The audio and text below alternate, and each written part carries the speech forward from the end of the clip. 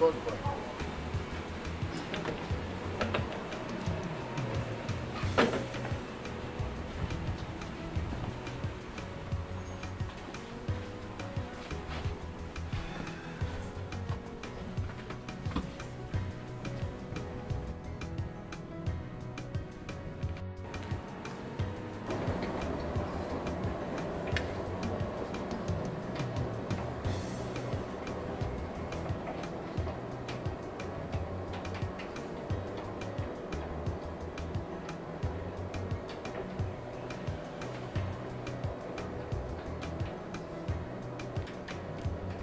Ndega toyebisaki bino awa sikoyo naza kaka toujours na kati ya Stockholm na Elfsjö bozomona kaka bilili Stockholm yango oyo donc badécouvert kaka desi bazotambola partout awa toza na Elfsjö na kati ya Stockholm.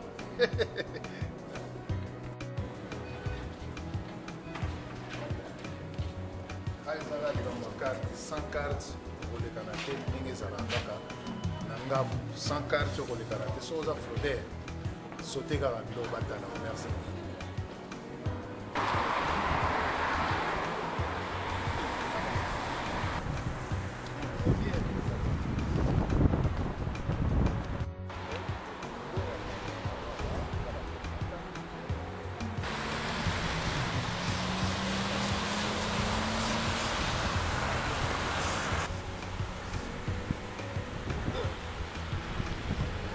Vraiment na bandeko ko komesana kolanda biso sur la 3W radio télévision de Solo DSV toujours awawa nazali na mboka ya Suède précisément na Stockholm na ville ya Tumba. Ville wana ya Tumba cameraman zwa yango bien ezali ville ya Tumba bomoni bakomi na Tumba Alumba ville ya Tumba na Alumba ezali toujours bomoni wana o cameraman azwi Tumba na Alumba. Alors siko bandeko okolanda biso très bien ville oyo Tumba na Alunda ezali Lunda Nord te ezali ville oyo Katumba Mwake asomba awa te.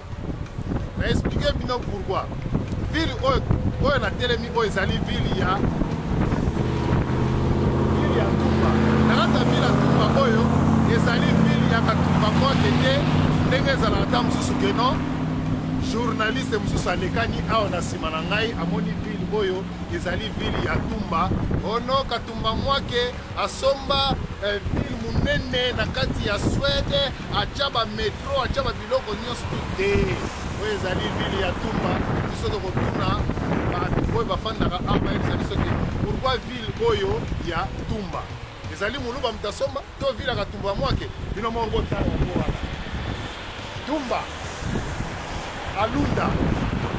Donc les Arabes ont découvert qu'ils ont découvert partout. Les bandeko nana bayebisa bino partout tozotambola nazo comprendre te ba ville mosusu eza bakomba ba congolais banini banini. Est-ce que vraiment congolais mutasomba awa bien luvunu eyali kombo bakombo na biso ekokana. Merci Bolanda na Bukele. Merci.